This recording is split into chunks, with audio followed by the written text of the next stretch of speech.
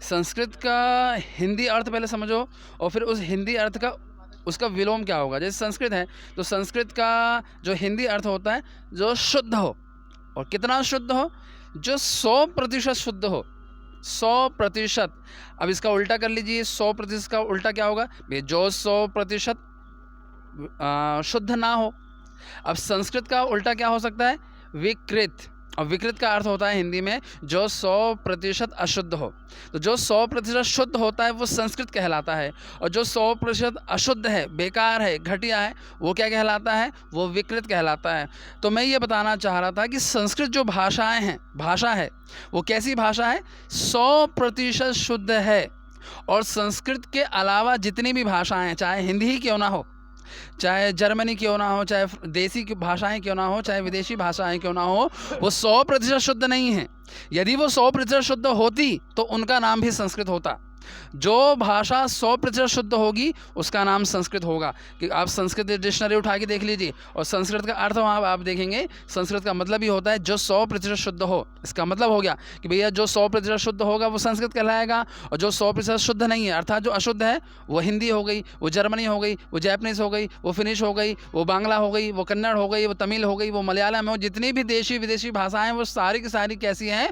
100% अशुद्ध भाषाएं हैं। तो आप अपने अंदर झांक के देख ही लीजिए कि आपको ये जो जीवन मिला है, अमूल्य जीवन जो मिला है, आप 100% शुद्ध भाषाओं को सीखना चाहते हैं या 100% जो अशुद्ध भाषा है उनको सीखना चाहते हैं? तो संस्कृत 100% शुद्ध क्यों है उसका भी एक कारण है, और अन्य जो भाषाएं हैं वो 100% अशुद्ध क्यों हैं उसका भी एक कारण है। क्योंकि जितने भी संस्कृत जो भाषा हैं इसको बनाने वाला कोई मनुष्य नहीं है। संस्कृत भाषा को भगवान ने बनाया है। तो भगवान कोई भी चीज़ बनाता है वो 100% शुद्ध होता है। भगवान का जो ज्ञान होता है, भगवान का जो नॉलेज होता है वो 100% शुद्ध होता है। तो उसकी बनाई हुई रचना में कभी कोई गलतियाँ नहीं हो सकती, कभी कोई मिस्टेक नहीं होती है। तो अच्छा, एक और चीज़ है, sorry for disturb you sir.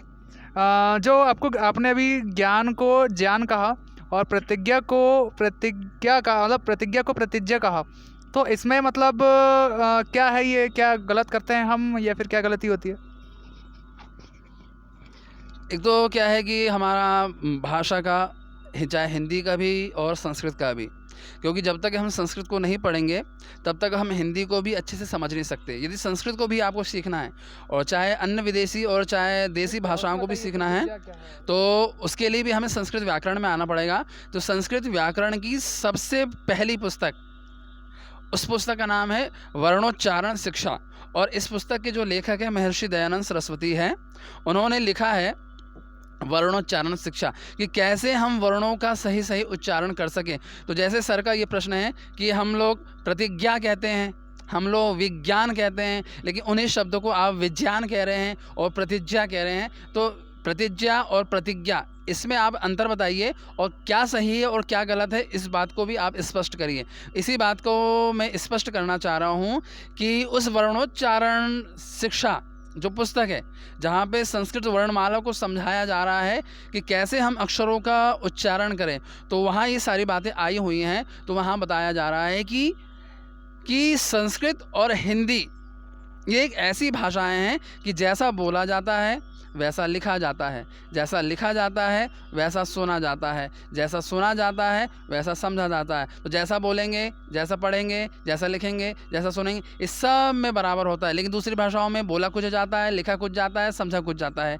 ये अधिकतर इंग्लिश में ज़्यादा होता है, बोल कुछ रहे हैं, समझ कुछ रहे हैं, लिख कुछ रहे हैं। लेकिन संस्कृत और हिंदी में ऐसा है कि जैसा बोलेंगे वैसा ही लिखना पड़ेगा, वैसे ही सुनना पड़ेगा और वैसे ही समझना पड़ेगा। तो जैसे कि सर कह रहे हैं कि हम तो उसको प्रतिज्ञा बोलते हैं, तो मैं सर से ये प्रश्न करना चाहूँगा कि जब आप उसे प्रतिज्ञा कह रहे हैं या विज्ञान कह रहे हैं तो जब मैं ज्ञान शब्द को अलग करवाऊंगा, क्योंकि जब हम ज्ञानी का लिखते हैं उस शब्द को जब हम उसका वर्ण विच्छेद करेंगे तो उस वर्ण विच्छेद करते समय वहाँ पे ग अक्षर नहीं आता है। अगर वर्ण विच्छेद समय वहाँ ग अक्षर आ रहा है तब तो उसका प्रोनाउंसिएशन सही होगा, ज्ञा होगा, लेकिन उसमें वो अक्षर आता ही नहीं है। तो जो अक्षर आ ही नहीं रहा है और उस अक्षर का हम उच्चारण करते चले जा रहे हैं, इसलिए वो गलत है। और जब हम उसका हम अलग करते हैं तो उसमें 3 अक्षर आते हैं। एक होता है या अक्षर जो विलुप्त हो गया है, और एक है या। तो या, आ और ज्या और या 3 अक्षर आते हैं, उसमें गा तो नहीं आता है, तो वो तीनों अक्षर जब मिलते हैं तो ज्या शब्द मिलता है, तो गा तो उसमें आता नहीं है। मतलब वो 3 है, अभी तुरंत में याद नहीं आया। हाँ, तो इसमें जा है और या है और आ है, मुझे याद आ गया, जा या और आ, ये 3 अक्षर मिलके ज्या शब्द बनते हैं। अब इसी ज्या को आप ज्ञा बोल रहे हैं, इसमें गा तो कहीं आया ही नहीं है। अब प्रश्न में आपसे क्रॉस क्वेश्चन कर लूँ कि इसमें ज्ञा तो आया ही नहीं है, जब इसमें गा आया ही नहीं है तो आप बोल कैसे रहे हैं? तो जो बोल रहा है या तो उसने वर्ण विच्छेद को समझा नहीं है, भाषा में उसकी पकड़ नहीं है, तो जिसकी भाषा में पकड़ नहीं होती, जिसका भाषा पे अधिकार नहीं होता है, वो ही इस प्रकार के उच्चारण को करता है। नहीं, वो तो ठीक है, लेकिन वो तो ज्ञानी का है ना, ज्ञानी का, उसको तो ज्ञा ही पढ़ता है, तो उसमें गा तो नहीं आता बिना गा हाँ, के। तो मैं कह रहा हूँ जिस अक्षर को आप ज्ञानी का कह रहे हैं उसमें गा अक्षर कहीं नहीं आ रहा है। मेरे पास अभी वर्तमान में पेन नहीं है, तो नहीं तो मैं आपको लिख के दिखाता तो ज़्यादा आप स्पष्ट समझ सकते थे। तो ज्ञानी में गा अक्षर आता ही, लिखने में गा अक्षर नहीं आता, बोलने में तो आप कह रहे हैं कि आ रहा है। प्रोनाउंस में गा नहीं आता। हाँ हाँ, लेकिन प्रोनाउंस में भी गा आ रहा है, क्योंकि आप तो बोल ही रहे हैं, प्रोनाउंसिएशन में भी गा आ रहा है। लेकिन जब आप उसको लिखेंगे, रिटर्न में जब आप लिखेंगे, लिखेंगे तो उसमें गा आता ही नहीं है। जब आप बोल रहे हो तो फिर दिखना भी चाहिए, लिखा हुआ दिखना चाहिए। हाँ, तो सर का ये कहने का मतलब है कि जो गा का प्रोनाउंस ही नहीं होता, जो ज्ञानी का जो हम वर्ड पढ़ते हैं उसमें गा का प्रोनाउंस नहीं होता है, वो सिर्फ या है, मतलब ये है, ऐसा है ना, वो सिर्फ या है। हाँ, जो सिर्फ या है, हाँ, वो ये सिर्फ मतलब या होता है, लेकिन फिर उसको बाद में ज्ञा बनाया गया है ना, तो ज्ञा, तो उसको फिर ज्ञा पढ़ रहा है, ऐसा कुछ है क्या? नहीं है।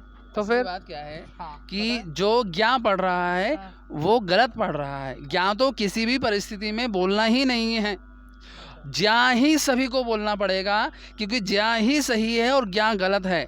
ज्या बोलते समय तो ज्ञानी जो भी बोल रहा है, जो हाँ, तो ज्ञानी जो व्यक्ति बोल रहा है वो गलत बोल रहा है, विज्ञान जो बोल रहा है वो गलत बोल रहा है। यदि हम विज्ञान बोल रहे हैं तो फिर विज्ञान ही लिखना पड़ेगा, लेकिन हम लिखते क्या, बोलते तो विज्ञान है लेकिन लिखते विज्ञान है, क्योंकि उसमें ज्या ज्ञानी का हम कर रहे हैं। तो फिर आपको क्या लिखना पड़ेगा? विज्ञान। तो आधा गा और या लिखना पड़ेगा, पर हम ऐसे लिखते कहाँ हैं? आधा गा और या कहाँ लिखते हैं? तो जैसा बोल रहे हैं, यदि विज्ञान बोल रहे हैं तो फिर विज्ञान ही लिखो, लेकिन उसका जो सही उसका उच्चारण है वो है विज्ञान, तो हम विज्ञान ही लिखें। और विज्ञान लिखते समय आधा गा आता ही नहीं है और गा उसमें है ही नहीं। आप किसी भी हिंदी भाषा और संस्कृत भाषा के जो विशेष जानकार हैं, जो PhD होल्डर हैं, जो भी बड़े से बड़े अधिकारी हैं, जो उनसे आप पता कर लीजिए। हालांकि उनको भी इस बात का उतना ज्ञान नहीं है, क्योंकि उन्होंने भी इस बात पर कभी चिंतन मनन निधिध्यासन नहीं किया है। तो क्योंकि मेरा ये अध्ययन का विषय रहा है, मैं संस्कृत का विद्यार्थी रहा हूँ, इसलिए मुझे ये सारी बातें जानकारी हैं। मुझे यदि मेरे पास यहाँ पे कोई बोर्ड होता तो मैं आपको दोनों शब्दों को लिखकर समझाता तो आप ज़्यादा अच्छे से समझ सकते थे।